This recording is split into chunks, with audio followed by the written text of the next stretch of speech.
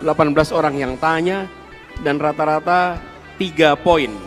Jadi kalau dihitung total ini ada 54 poin yang disampaikan oleh para perwakilan ABDESI. Tepuk tangan untuk mereka yang ikut menyampaikan aspirasi. Terima kasih. Dan tadi kalau kita lihat ada beberapa garis besar utama yang tadi dibahas. Macam-macam, tapi garis besar. Satu, soal otoritas. Betul tidak? Betul. Soal kewenangan. Bagaimana kewenangan ini diatur, mulai dari soal penggunaan dana desa, soal perangkat, betul tidak? Soal kemudian alokasi dan lain-lain. Jadi kewenangan ini menjadi satu aspek yang perlu kita bereskan. Jadi saya menangkap tentang itu. Poinnya adalah apa yang menjadi aspirasi ini, seperti tadi saya tulis. Coba pasang slide butir 4 hal tadi. 4 hal tadi. Jadi, Bapak Ibu sekalian, ini komitmen kita tentang perubahan itu bukan sekedar komitmen lisan. Tadi kan disampaikan, kalau sudah mau pemilihan, ya Pilkades juga sama. Pasti menawarkan rencana, bukan? Sama juga pilihan bupati, wali kota, gubernur, sama. Karena itu saya sampaikan begini, tadi juga saya ketika ngobrol dengan teman-teman.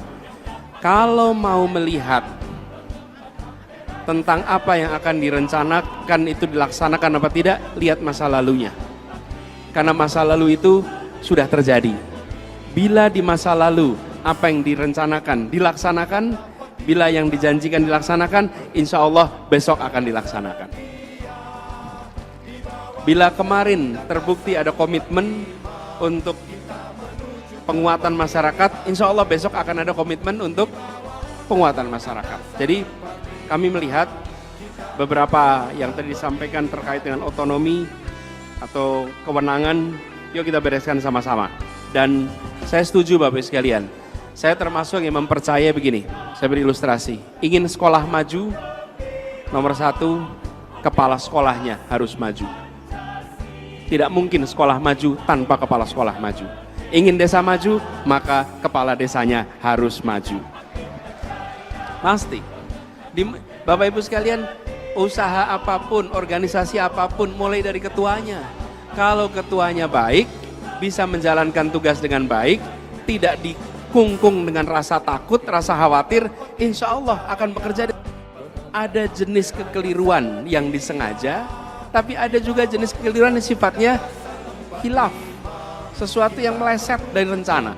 Nah, kita harus membuat sebuah mekanisme agar tidak selamanya yang disebut sebagai proses administrasi langsung menjadi proses-proses kriminal yang punya konsekuensi yang luar biasa. Jadi kami melihat kewenangan ini harus diberikan dengan keleluasan yang cukup. Di sisi lain, mekanisme pengawasan dibuat dengan baik. Dengan siapa? Dengan masyarakat di sekitar dan juga dengan pihak pemerintah. Ini sangat mungkin dilakukan. Kemudian yang kedua adalah penguatan badan. Ada BUMDes, ada KUD, ada macam-macam di banyak tempat. Kita ingin badan-badan ini menjadi penguatan. Karena kita tahu perekonomian desa dengan luar desa itu harus ada penyambungnya Bapak Ibu. Dan BUMDes ini bisa menjadi penyambung, sebagaimana KUD dulu bisa melakukan penyambung. Kalau itu tidak tersambungkan, sulit sekali perekonomian di desa itu akan maju. Output dari desa tidak ada yang mengambil, kebutuhan dari desa tidak ada yang mensuplai. Disitulah butuhnya mengapa ada unit-unit, baik itu swasta, baik itu koperasi, yang sifatnya mempersatukan, mempertemukan antara kebutuhan di desa dengan produksi dari desa. Kemudian Bapak Ibu tadi sampaikan juga terkait dengan kesejahteraan. Ini juga diungkapkan tadi oleh Pak Asri terkait dengan kesejahteraan. Bapak Ibu semua, kita ingin majunya semua. Jangan juga nih, nanti Bapak Ibu berhadapan dengan warga tuh. Betul tidak sekalian? Jadi kita ketika mengatur ini, duduknya sama-sama, mari kita pikirkan kepentingan bersama kita semua. Dan ketika kita memikirkan kepentingan bersama, kita alokasikan yang tepat. Kami ingin semua yang bekerja merasa bersyukur, mendapatkan reward yang setara. sehingga ada rasa keadilan. Kemudian Bapak Ibu sekalian tadi menyampaikan juga mengenai pendidikan. Tadi ada yang punya usulan bagaimana kalau kepala desa perangkat itu mendapatkan kesempatan untuk pendidikan, kalau nggak salah dari Sumatera Barat, supaya bisa bekerja dengan lebih baik. Ya, insya Allah itu nanti jadi perhatian. Kemudian ada juga yang menyampaikan terkait dengan soal beras dan impor. Ini yang tadi kita sebut sekalian. Sudah cukup rasanya kita membiarkan petani kita bergerak sendirian.